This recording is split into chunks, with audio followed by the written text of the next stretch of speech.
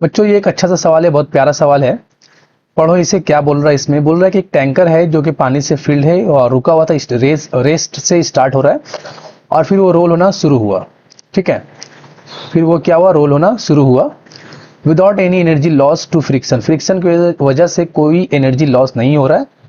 Down अ valley, नीचे की तरफ गया। इनिशियल हाइट h1 था, उसके बाद the tanker after coming down, नीचे आने के बाद, यहाँ पर पहुंचने के बाद टैंकर जो है climbs up on the other side, दूसरी तरफ ऊपर चढ़ना शुरू हुआ और दूसरी तरफ वो h2 हाइट तक चढ़ा। मान लो ये h2 हाइट है, ये हाइट h2 है।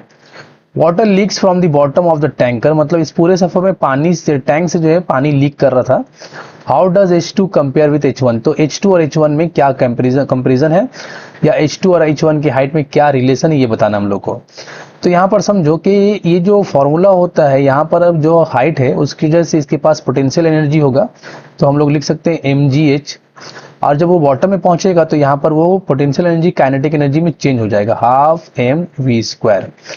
अगर हम लोग मास को कैंसिल कर लेते हैं तो हम लोगों को मिलेगा एक v is equal to root over 2gh। ठीक है, तो इसे h1 लिख लेते हैं, यहाँ पर जो वेलोसिटी है। उसके बाद इसी वेलोसिटी से ये ऊपर गया, क्योंकि यहाँ पर फ्रिक्शन की वजह से कोई लॉस नहीं हो रहा है, तो यहाँ पर वेलोसिटी v है और इसकी वजह से ये ऊपर चढ़ रहा है।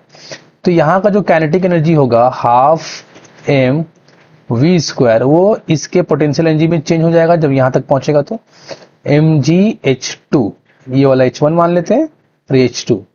यहाँ भी मास कैंसिल हो गया और यहाँ से भी जो v मिलेगा वो रूट ओवर 2gh2 मिलेगा।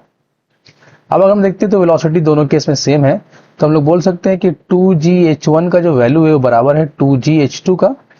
इसका मतलब h1 और h2 आपस में बराबर होगा। ठीक है, तो यहाँ पर एक कॉन्सेप्ट है, क्योंकि प्रॉब्लम देखने से ऐसा लगता है कि मास डिक्रीज हो रहा है, उसकी वजह से इसके एनर्जी में चेंजेस होना चाहिए, लॉस होना चाहिए, लेकिन ऐसा नहीं है, क्योंकि वेलोसिटी जो है वो मास पे डिपेंड ही नहीं करता। ठीक है, तो अच्छा प्रॉब्लम है, इसे अच्छे से समझो इसे।